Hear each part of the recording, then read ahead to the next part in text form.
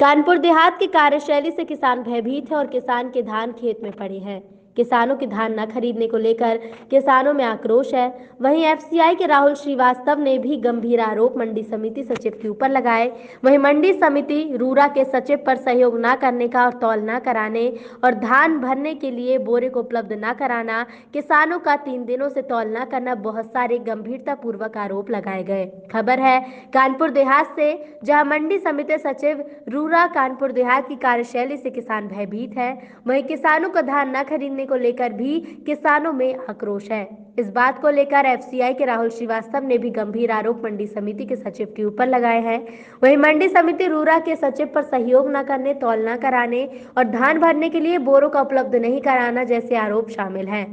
मंडी सहायक किसानों की मजबूरी का फायदा उठा रहे हैं। क्षेत्र में तो किसान तौल और मोल दोनों में ही ठगी का शिकार हो रहा है। इसकी प्रमुख वजह है कि यहाँ व्यापारी जगह जगह फड़ लगाकर फुटकर खरीद की आड़ में थोक खरीद कर रहे हैं। किसानों को एक तो अपनी उपज का प्रतिस्पर्धात्मक मूल्य नहीं मिल रहा, तो दूसरा व्यापारी जहां मनमाने भाव पर उसकी खरीद कर रहे हैं, वहीं तौल में भी किसानों से अधिक अनाज ले रहे हैं। आलम यह है कि किसानों को धान की कीमत 1868 रुपए प्रति क्विंटल मिलना चाहिए, लेकिन उसे मजबूरी में 1100 रुपए प्रति क्विंटल के दामों पर बेचना पड़ रहा है। इससे न सिर्फ किसान ठगी का शिकार हो रहा है, बल्कि प्रतिदिन लाखों रुपए के मंडी शुल्क की चपत भी लग रही है। खास बात है कि मंडी समिति के निरीक्षक सचिव ये सब जानते हुए भी मूक दर्शक बने हैं। किसान दबी जुबान ये भी कह रहे हैं कि बिना मंडी सचिव रूरा और कर्मचारियों की मिलीभगत ये संभव नहीं है। किसान को अपनी उपज की जो कीमत मिलनी चाहिए वो भी नहीं मिल पा रही है। व्यापारी किसान को मंडी तक पहुंचने ही नहीं दे रहे, किसान को बीच में ही रोक लेते हैं और उपज को औने पौने भाव में खरीद लेते हैं। इतना ही नहीं, मोल के साथ साथ किसान को तौल में भी मारा जा रहा है। क्षेत्र के हजारों किसान इस तरह से ठगी का शिकार हो रहे हैं। जानकारी के अनुसार फुटकर लाइसेंस, फुटकर अनाज खरीद के लिए मंडी समिति व्यापारियों को 1 वर्ष का लाइसेंस देती है। इसके तहत व्यापारी एक दिन में 30 कुंटल अनाज की खरीद कर सकता है। इसके पीछे मंडी समिति का उद्देश्य रहता है कि लाइसेंसी व्यापारी अनाज की फुटकर खरीद करके उसे कृषि उत्पादन मंडी समिति में बेचे, लेकिन ऐसा नहीं होता। फुटकर लाइसेंस की आड़ में अनाज कारोबारी थोक में अनाज खरीद रहे हैं। इस खबर की कवरेज के दौरान वेब टीवी इंडिया के संवाददाता प्रवीण सिंह ने जब मंडी समिति रूरा से कुछ पूछने की कोशिश की, तो मंडी सचिव रूरा ने जवाब देने से मना कर दिया। गेट पास की लिस्ट के बारे में पूछने पर गुस्से में आकर उठकर चले गए। मंडी सचिव रूरा द्वारा लाखों रुपए के राजस्व की चपत लगाई जा रही है, वहीं किसान दर दर भटक रहे हैं। आपका नाम क्या है सर? जयप्रकाश। अच्छा, मंडी समिति में क्या क्या परेशानी आ रही है धान बेचने में बहुत परेशानी है। क्या?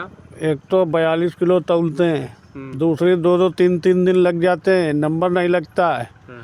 एक जगह धान की तौल हो रही है, दूसरी जगह बंद पड़ा है कांटा, वहाँ तौले नहीं हो रहा, वहाँ व्यापारियों का माल तौल रहे हैं। आपका नाम क्या है? हरिओम। मंडी समिति रूरा में आपको क्या क्या परेशानी होती है? अरे वहाँ धान ले जाते हैं तो वहाँ पे 2-2, 3 दिन लग जाते हैं, वहाँ हमारा नंबर भी काट देते हैं, व्यापारियों का माल तौलते हैं। टाइम से धान तुल जाती है? नहीं तुल पाती है। अच्छा, चलो। ये रूरा जो मंडी समिति है, यहाँ पे आप आए हैं तो क्या समस्या आ रही है? जी, मेरा नाम अंकुश तिवारी है, मैं छिलौली का रहने वाला हूँ।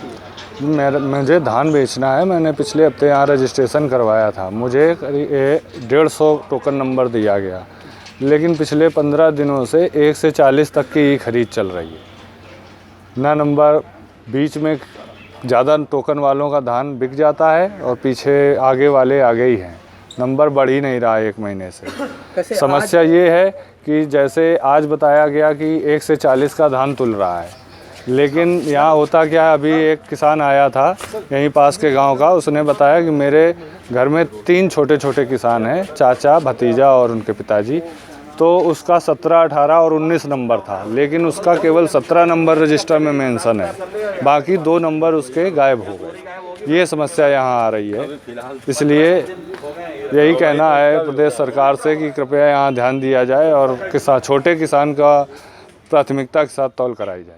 क्या पैसों की भी यहाँ पे लेन देन? नहीं, अब मुझसे ऐसी कोई बात नहीं हुई है।